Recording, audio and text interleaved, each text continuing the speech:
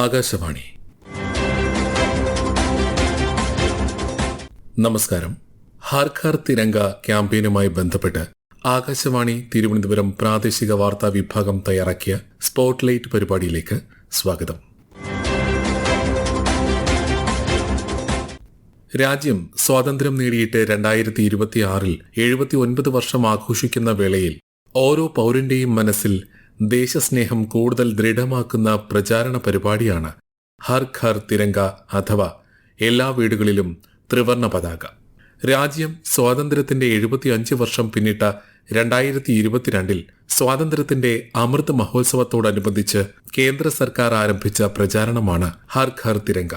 ആരംഭിച്ച് 5 വർഷം പിന്നിടുമ്പോൾ രാജ്യവ്യാപകമായ ജനകീയ പ്രസ്ഥാനമായി ഈ പ്രചാരണ പരിപാടി മാറിക്കഴിഞ്ഞു. രാജ്യത്തെ ഓരോ വീടുകളിലും ദേശീയ പതാക ഉയർത്തി സ്വാതന്ത്ര്യ സമര സേനാനികളുടെ ത്യാഗത്തെ അനുസ്മരിക്കുകയും ഭരണഘടനയുടെ മൂല്യങ്ങളോടുള്ള പ്രതിബദ്ധത പുതുക്കുകയും ചെയ്യുക എന്നതാണ് ഈ ജനകീയ സംരംഭത്തിന്റെ പ്രധാന ലക്ഷ്യമെന്ന് 2022 പ്രചാരണം ആരംഭിക്കുമ്പോൾ പ്രധാനമന്ത്രി നരേന്ദ്രമോദി പറഞ്ഞു. आजादी के अमृत महोत्सव के तहत 13 से 15 अगस्त तक एक स्पेशल मूवमेंट हर घर तिरंगा का आयोजन किया जा रहा है. इस मूवमेंट का हिस्सा बनकर आप अपने घर पर तिरंगा जरूर फहराएं या उसे अपने घर पर लगाएं. तिरंगा हमें जोड़ता है, हमें देश के लिए कुछ करने के लिए प्रेरित करता है. पिंगली वेंकैया जी हमारे राष्ट्रीय ध्वज को डिजाइन किया था. मैं महान क्रांतिकारी मैडम कामा को भी याद करूंगा. तिरंगे को आकार देने में उनकी भूमिका बेहद महत्वपूर्ण रही है. इन सारे आयोजनों का सबसे बड़ा संदेश यही है कि हम सभी देशवासी अपने कर्तव्य का पूरी निष्ठा से पालन करें. तभी हम उन अनगिनत स्वतंत्रता सेनानियों का सपना पूरा कर पाएंगे, उनके सपनों का भारत बना पाएंगे. ഇന്ത്യൻ ദേശീയ പതാക വെറുമൊരു ദേശീയ ചിഹ്നം മാത്രമല്ല, മറിച്ച് ഇന്ത്യയുടെ സ്വാതന്ത്ര്യത്തിലേക്കുള്ള യാത്രയിലെ ത്യാഗത്തിന്റെ കഥ കൂടിയാണ്. സ്വാതന്ത്ര്യ സമരത്തിന് മുൻപുള്ള കാലഘട്ടത്തിൽ വ്യത്യസ്ത നാട്ടുരാജ്യങ്ങളിലെ ഭരണാധികാരികൾ വ്യത്യസ്ത രൂപകൽപ്പനകളുള്ള നിരവധി പതാകകൾ ഉപയോഗിച്ചിരുന്നു. 1905 ബംഗാൾ വിഭജന കാലത്ത് ഇന്ത്യൻ സ്വാതന്ത്ര്യ പ്രസ്ഥാനത്തെ പ്രതിനിധീകരിക്കുന്ന ഒരു പുതിയ പതാക അവതരിപ്പിക്കപ്പെട്ടു.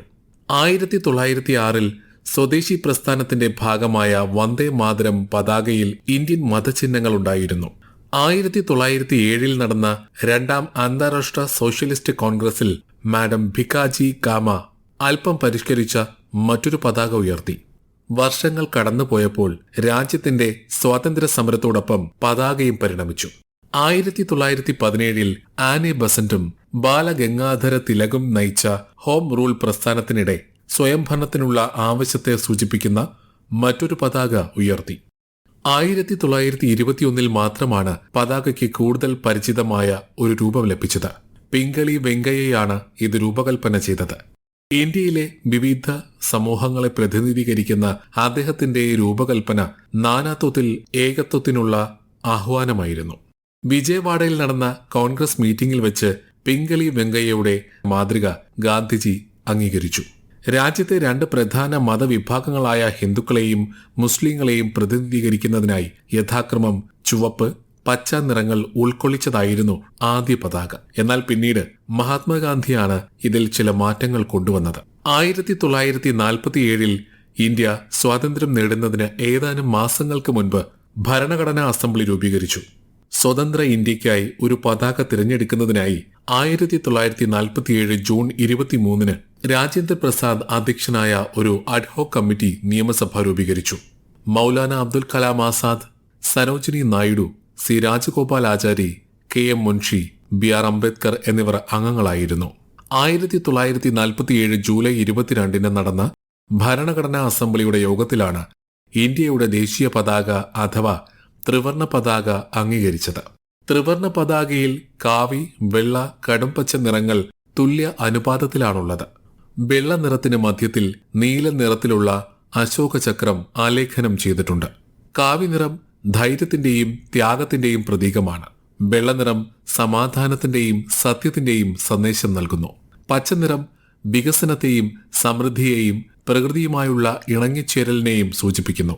മധ്യഭാഗത്തുള്ള അശോകചക്രം നീതിയുടെയും ധാർമ്മികതയുടെയും നിരന്തര പുരോഗതിയുടെയും പ്രതീകമാണ്. ചരിത്രകാരനും കേരള ഭാഷാ ഇൻസ്റ്റിറ്റ്യൂട്ട് മുൻ ഡയറക്ടറുമായ പ്രൊഫസർ വി കാർത്തികേയൻ നായർ ആകാശവാണിയോട്.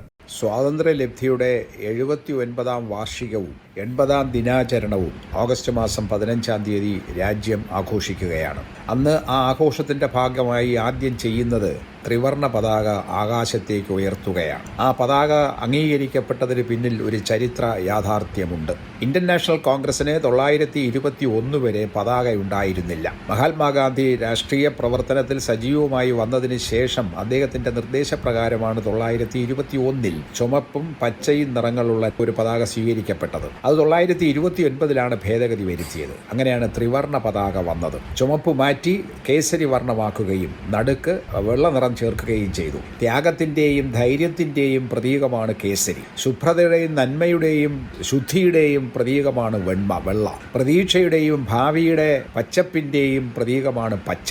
അതിനോടൊപ്പം കോൺഗ്രസിന്റെ ത്രിവർണ പതാക ഉണ്ടായിരുന്നത് ചർക്കയായിരുന്നു. ആ ചർക്കയെ മാറ്റി ചക്രമാക്കിയത് 1947 ജൂലൈ മാസം 22-ാം തീയതി ഭരണഘടനാ നിർമ്മാണ സമിതിയിൽ അംഗീകരിക്കപ്പെട്ടതോടുകൂടിയാണ്. ജവഹർലാൽ നെഹ്റുവാണ് അതവിടെ അവതരിപ്പിച്ചത്. ഫ്ലാഗ് കമ്മിറ്റി അല്ലെങ്കിൽ പതാക കമ്മിറ്റിയിൽ ഉണ്ടായിരുന്നവർ ആചാര്യ കൃപലാനിയും സി രാജഗോപാലാചാരിയും സരോജിനി നായിഡുവും BR അംബേദ്കർ തുടങ്ങിയ ആൾക്കാരായിരുന്നു. ക്ഷേമവും ഐശ്വര്യവും സമാധാനവും സഹവർത്തിത്വവും സഹിഷ്ണുതയും ഉണ്ടാകട്ടെ എന്നാണ് ആ ധർമ്മചക്രം നമ്മോട് പറയുന്നത്. അത് ഇന്ത്യൻ പതാകയിൽ ചേർക്കുമ്പോൾ ഭരണഘടനാ നിർമ്മാണ ശില്പികൾക്ക് ലക്ഷ്യവും അതുതന്നെയായിരുന്നു. സഹിഷ്ണുതയും സ്നേഹവും സഹവർത്തിത്വവും അനുകമ്പയും ഒക്കെ ഉണ്ടാകട്ടെ എന്നുള്ളതാണ് ആ ധർമ്മചക്രത്തിന്റെ പ്രതീകം. ഈ പതാകയെ വന്ദിക്കേണ്ടത് ഭൂതകാലത്തെ സ്മരിക്കുന്നതിനും ഭാവിയിലേക്കുള്ള കണ്ണ് പായിക്കുന്നതിനും അനിവാര്യമാണ്. എന്തുമാത്രം ത്യാഗങ്ങൾ നേടിയാണ് നമ്മുടെ നേതാക്കൾ പൂർവികർ ഈ നേട്ടങ്ങൾ ഉണ്ടാക്കിയെന്ന് സ്മരിക്കുകയാണ് ഈ ത്രിവർണ പതാക കാണുമ്പോൾ നമുക്ക് തോന്നുന്നത്.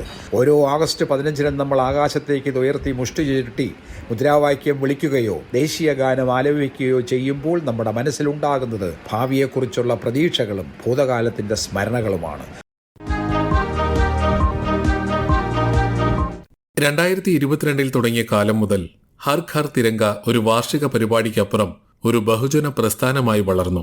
വർഷങ്ങളായി തിരക്കേറിയ നഗരങ്ങൾ മുതൽ വിദൂര ഗ്രാമങ്ങൾ വരെ, കോർപ്പറേറ്റ് ഓഫീസുകൾ മുതൽ സ്കൂളുകൾ വരെ, പ്രതിരോധ സേനകൾ മുതൽ സ്വയം സഹായ സംഘങ്ങൾ വരെ രാജ്യത്തിന്റെ എല്ലാ കോണുകളിൽ നിന്നും അഭൂതപൂർവമായ പങ്കാളിത്തം ഈ പരിപാടി നേടിയിട്ടുണ്ട്. ദേശസ്നേഹത്തിന്റെ സന്ദേശം എല്ലാ വീട്ടിലും എത്തുന്നുവെന്ന് ഉറപ്പാക്കുന്നതാണ് പ്രചാരണത്തിന്റെ ലക്ഷ്യം. മുൻ വർഷങ്ങളിലെ പോലെ ഈ വർഷവും ജനങ്ങൾ സജീവമായി പ്രചാരണ പരിപാടിയിൽ പങ്കെടുക്കണമെന്ന് പ്രധാനമന്ത്രി നരേന്ദ്രമോദി ആഹ്വാനം ചെയ്തു. 15 अगस्त हर भारतीय के लिए गर्व का दिन है. ये उन असंख्य वीरों को याद करने का दिन है जिन्होंने भारत माता की स्वतंत्रता के लिए अपना सब कुछ समर्पित कर दिया. उनके त्याग और तपस्या की वजह से आज हमारे हाथ में तिरंगा है. इस तिरंगे में हमारे संविधान के आदर्श हैं. साथियों, पिछले कुछ वर्षों में हर घर तिरंगा अभियान ने पूरे देश को एक अद्भुत भावना से जोड़ा है. हर घर, हर गली में तिरंगे का उत्सव दिखाई देता है. इस वर्ष भी हमें हर घर तिरंगा अभियान को पूरे उत्साह के साथ आगे बढ़ाना है. अपने घर पर पूरे सम्मान के साथ तिरंगा फहराना है. साथियों, हर वर्ष 15 अगस्त से पहले आप मुझे बहुत से विचार और सुझाव भेजते हैं. इस वर्ष भी आप अपने विचार MyGov पर जरूर साझा कीजिए. मुझे आपके सुझावों का इंतजार है. ഹർ ഘർ തിരങ്ക ക്യാമ്പയിനെ കുറിച്ച് കൊല്ലം പരവൂർ സ്വദേശിനിയും 5ാം ക്ലാസ് വിദ്യാർത്ഥിനിയുമായ വേദ വൈശാഖ് ആകാശവാണിയോട്. മുൻപൊക്കെ സ്വാതന്ത്ര്യദിനത്തിൽ നമ്മുടെ സ്കൂളുകളിലും ഓഫീസുകളിലും മാത്രമാണല്ലോ ദേശീയ പതാക ഉയർത്തുന്നത്. എന്നാൽ ഇന്ന് ഹർ ഘർ തിരങ്ക ക്യാമ്പയിനിലൂടെ നമ്മൾ വീടുകളിലും ദേശീയ പതാക ഉയർത്തുന്നുണ്ടെന്ന് കൂട്ടുകാർക്ക് അറിയാമല്ലോ. ഇതിലൂടെ നാം സ്വാതന്ത്ര്യദിനം ആഘോഷിക്കുമ്പോൾ രാജ്യത്തിനു വേണ്ടി ജീവനും ജീവിതവും സമർപ്പിച്ച് ധീരരായ സ്വാതന്ത്ര്യ സമര സേനാനികളുടെ സ്മരണ നമ്മൾ കുട്ടികൾക്കുണ്ടാകും. ദേശീയ പതാകയോടുള്ള എല്ലാ ആദരവും ഉൾക്കൊണ്ട് തന്നെ ഈ സ്വാതന്ത്ര്യ ദിനത്തിൽ നമുക്കെല്ലാവർക്കും നമ്മുടെ വീടുകളിൽ ദേശീയ പതാക ഉയർത്താം. രാഷ്ട്രബോധവും ദേശീയതയും ഉൾക്കൊണ്ട് തന്നെ ലോകത്തിൻ്റെ വികസന ഭൂപടത്തിൽ ഭാരതത്തെ മഹത്തായ സ്ഥാനത്ത് എത്തിക്കാൻ നമുക്ക് കുട്ടികൾക്ക് സാധിക്കട്ടെ എന്ന് ഈ അവസരത്തിൽ ഞാൻ ആശംസിക്കുന്നു. രാജ്യത്തുടനീളം വിവിധ പരിപാടികൾ ഹർ ഘർ തിരങ്ക ക്യാമ്പയിന്റെ ഭാഗമായി നടന്നു വരുന്നുണ്ട്.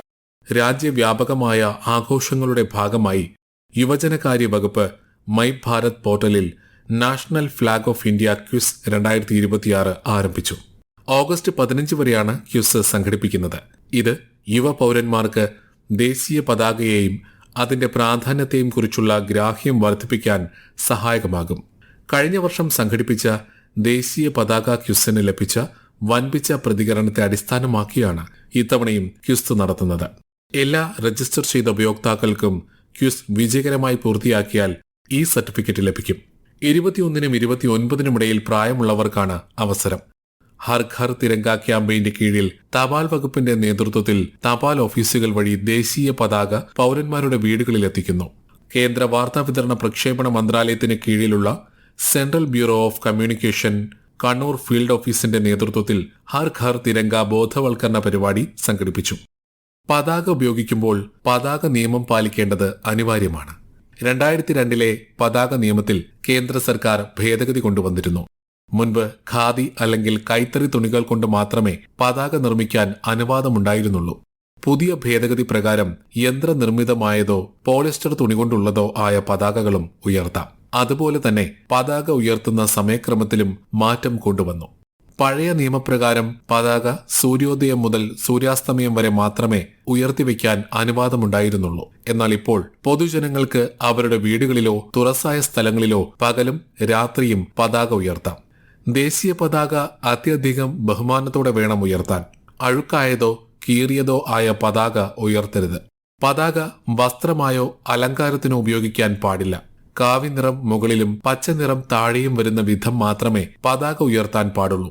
ഇന്ത്യൻ ദേശീയ പതാക പ്രതീക്ഷയുടെയും പ്രതിരോധ ശേഷിയുടെയും പ്രതീകമായാണ് നിലകൊള്ളുന്നത്. ബ്രിട്ടീഷ് ഭരണത്തിനെതിരെ നടത്തിയ വലിയ ചെറുത്തുനിൽപ്പിന്റെയും പോരാട്ടത്തിന്റെയും സ്തംഭമാണ് ത്രിവർണ പതാക. 12 അടി നീളവും 8 അടി വീതിയുമുള്ള ദേശീയ പതാക ഭൂതകാലത്തിന്റെ ഓർമ്മപ്പെടുത്തൽ മാത്രമല്ല, ഇന്ത്യയെ മുന്നോട്ട് നയിക്കുന്ന സ്വപ്നങ്ങളുടെയും അഭിലാഷങ്ങളുടെയും ഊർജം കൂടിയാണ്. ഹർ ഘർ തിരങ്ക ക്യാമ്പയിനുമായി ബന്ധപ്പെട്ട് ആകാശവാണി തിരുവനന്തപുരം പ്രാദേശിക വാർത്താ വിഭാഗം തയ്യാറാക്കിയ സ്പോട്ട്ലൈറ്റ് പരിപാടി സമാപിക്കുന്നു. ഏകോപനം ലെമി ജി നായർ. തയ്യാറാക്കിയത് പാർവതി വിജയൻ. അവതരണം സുധിൻ സൈനുദ്ദീൻ.